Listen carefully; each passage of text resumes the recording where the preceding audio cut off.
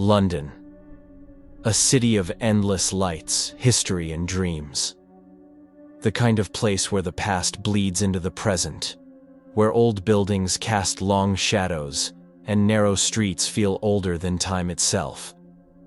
But behind the charm, behind the red buses, the royal palaces, and the laughter of tourists, there's another side, a darker side, a side that locals don't always talk about.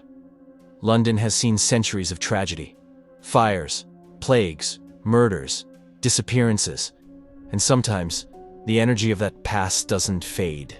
Sometimes it lingers in the corners of the underground. Sometimes it follows you home from the pub, and sometimes it watches you in the silence of a flat you thought was empty.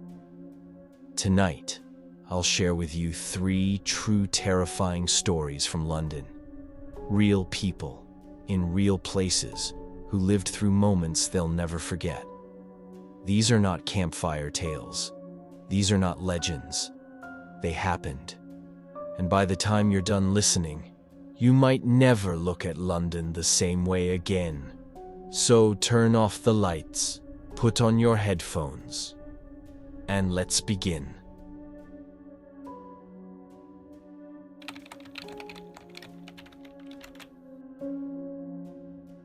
I was a university student in London in 2015, living far from home, trying to save money by renting a cheap flat near Holloway.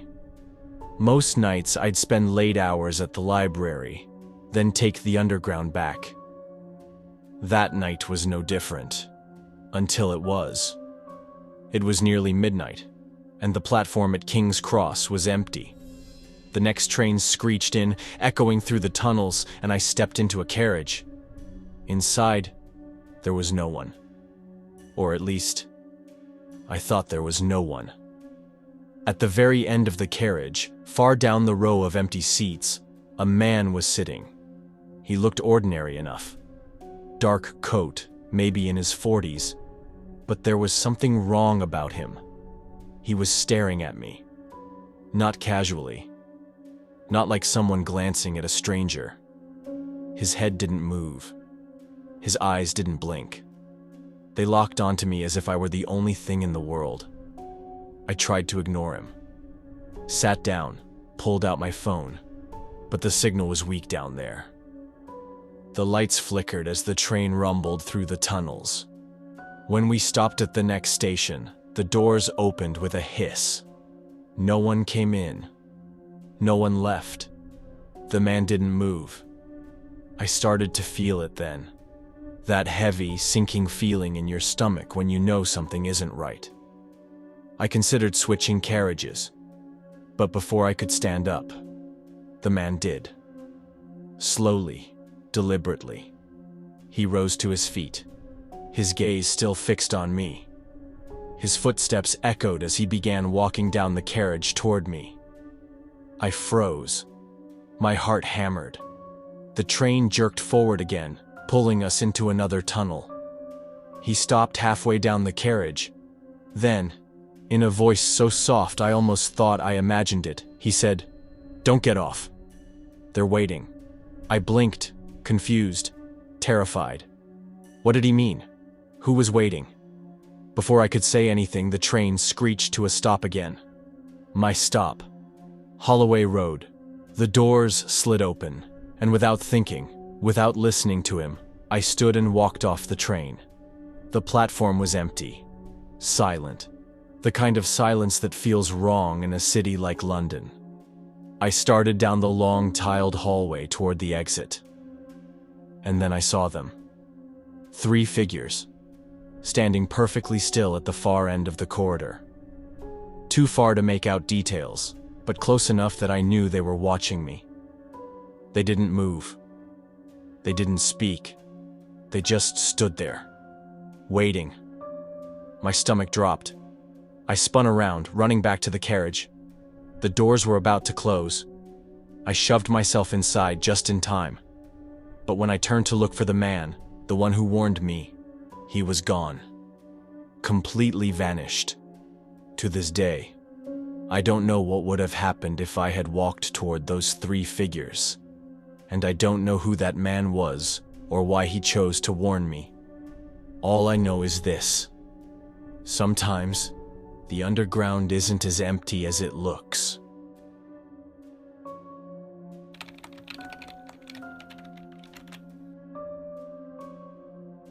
I was 24 when my girlfriend and I decided to move into a small flat in Whitechapel. If you know the area, you'll know it has a history, a dark one. Jack the Ripper territory. Old Victorian buildings, narrow streets where fog still curls under the lamps at night. The flat was cheap, too cheap. That should have been the first red flag. But we were young, broke, and desperate to have our own space. The first night, things already felt off. The air inside was damp and heavy, the kind of cold that seeps into your bones even with the heat on. But the strangest thing was the sound. Around midnight, as we lay in bed, we heard footsteps above us. Slow, steady, pacing. Except we lived on the top floor. There was no one above us. I remember looking at my girlfriend, both of us wide-eyed in the dark, silently asking each other, "Did you hear that?" The second night, the footsteps came again. But this time, they didn't stay above us. They moved, across the ceiling, down the hall, until they stopped, right outside our bedroom door. And then came the knock. 3 sharp raps, at exactly 3:03 in the morning. We froze. Neither of us dared to move. The knocking stopped. The silence after was even worse. By the end of the first week, the pattern had repeated itself. Footsteps. Then the knock. Always at 3 in the morning. It became a ritual, like the flat itself was alive, repeating the same routine over and over. One night, my girlfriend decided she'd had enough. When the knocking came, she whispered, "I'm going to open it." Before I could stop her, she slid out of bed, walked to the door, and pulled it open. The hallway was empty, completely silent. But the air was freezing, like stepping into a freezer. She shut the door quickly, her face pale. "There was no one," she whispered. But we both knew that wasn't true. There had been something. The worst night came a few days later. We woke up to find condensation on the inside of the bedroom window, the kind that fogs the glass. And written across it, in finger-shaped streaks, were 2 words. That morning, we called the landlord. We didn't tell him everything, just that strange things were happening, and we wanted to know if anyone else had ever complained. There was a long silence on the phone. Then he said flatly, "You're not the first." That's all I'll say. We moved out within 2 weeks, packed everything in a rush and left. The last time I walked down those narrow Whitechapel stairs, I swore I felt someone watching us go.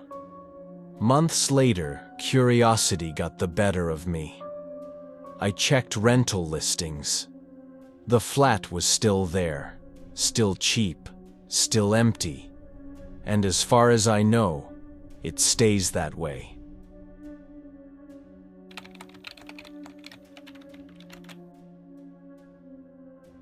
It was 2008. I had just left a pub near Camden at around 1:30 in the morning. I'd had a few pints, wasn't drunk, but didn't feel like walking home. So when a black cab pulled up outside, I climbed in without a second thought. The driver looked normal enough. Middle-aged, clean-shaven, wearing a cap. He gave me a polite nod as I told him my address. Then the cab pulled away into the night. At first, everything felt fine. The hum of the engine, the glow of the streetlights passing by. But after a while, I realized we weren't heading the usual way. The streets looked different, narrower, darker. I leaned forward. "Hey, mate, "This isn't the way to Kentish Town." The driver didn't answer at first. Then, in a low voice, he said, "Almost there." A chill went through me. Something about the way he said it. Flat. Cold. I pulled out my phone, intending to check the map, maybe call someone. No signal. Just a dead, empty bar at the top of the screen. We kept driving. The streetlights grew fewer and farther apart until we were moving through long stretches of shadow.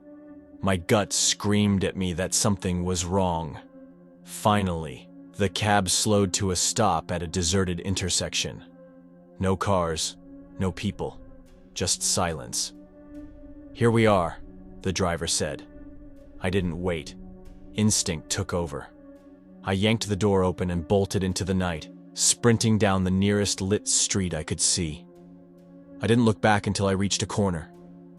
When I finally turned around, panting, heart racing, the cab was gone. Not driving away, not turning a corner, just gone. The street behind me was empty. Silent. I never saw that cab again. Never saw the driver. I walked the rest of the way home, shaking, constantly checking over my shoulder. The next week, I told the story to a friend who'd lived in London his whole life. He went quiet as I described the cab, the driver, the words he spoke. Finally, he said, "Do you know about the Camden murders? Back in the 90s? A guy posing as a black cab driver picked up drunk people leaving pubs. Some of them were never seen again. They never caught him." I laughed nervously, thinking he was joking, but he wasn't. His face was dead serious, and then he said, "Count yourself lucky. Maybe you got into his cab. Or maybe you got into something else. I never take black cabs anymore. Not at night. Not alone. Because I can't shake the thought. What if the man who drove me wasn't alive at all?" 3 stories, 3 different terrors, all set in the heart of London. A stranger on the tube who might have saved someone's life, or might have been something else entirely. A flat in Whitechapel that pushes away anyone who dares to live inside it. And a midnight taxi ride that still leaves one man wondering if he crossed paths with a ghost or a killer. London is beautiful, but beauty and darkness often share the same space. Maybe next time you're on the underground late at night, or renting a flat that seems too cheap, or stepping into the back of a black cab after midnight, you'll remember these stories. And maybe you'll start to wonder, who's really sharing that space with you? If you enjoyed tonight's stories and you want more true, terrifying experiences from around the world, make sure you subscribe to this channel, The Bone Library.